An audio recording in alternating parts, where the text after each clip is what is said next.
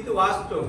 ఈ మాట నేను టీవీలో చెప్పాను. ఎవరు అంతా జగన్మోహన్ రెడ్డి కుట్ర చేశాడు, వ్యవస్థల్ని ఏమార్చాడు, దొంగ. మా చంద్రబాబు కడిగిన ముచ్చి అవినీతి అంటేనే తెలియదు ఆయన.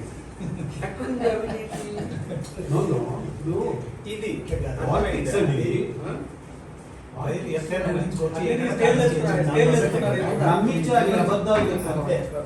ఎవడైనా వాడైనా వీడైనా మోడీ అయినా ఎవడైనా అబద్ధాలే బతుకుతున్నది అబద్ధాల మీద.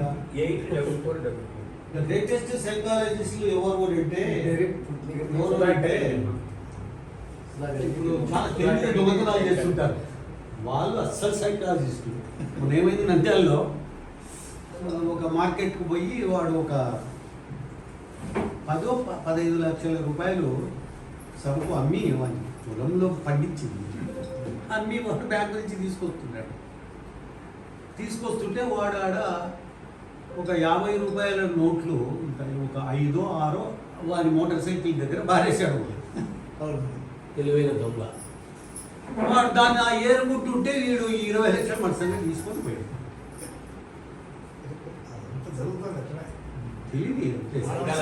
అంటే ఒకటి మోసం చేయడం అంతకంటే ఎక్కువైంది కాదు. ఇట్లాంటి అబద్ధాలు ఏవి మన మన ఆనిముత్యాలు, తెల్ల ముత్యాలు, నల్ల ముత్యాలు, తర్వాత ఇవన్నీ అదే అబ్బాయికి చెప్తాను. ఇవి ఎవడో మాటలు వేసి నేను ప్రభావితం అయిపోతాను. మాటలు వేరే విధంగా చెప్తారు.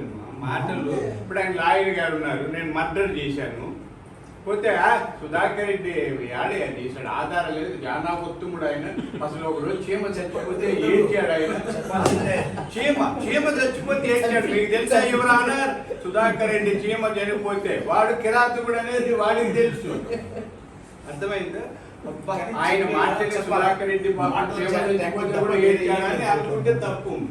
సుధాకర్ రెడ్డి వేరు, ఆ లాయర్ వాదించిన సుధాకర్ రెడ్డి వేరు.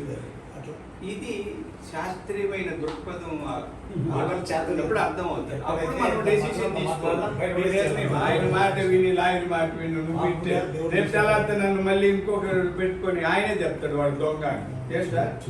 Professional Sudhakar Reddy, you just show the finger at one politician.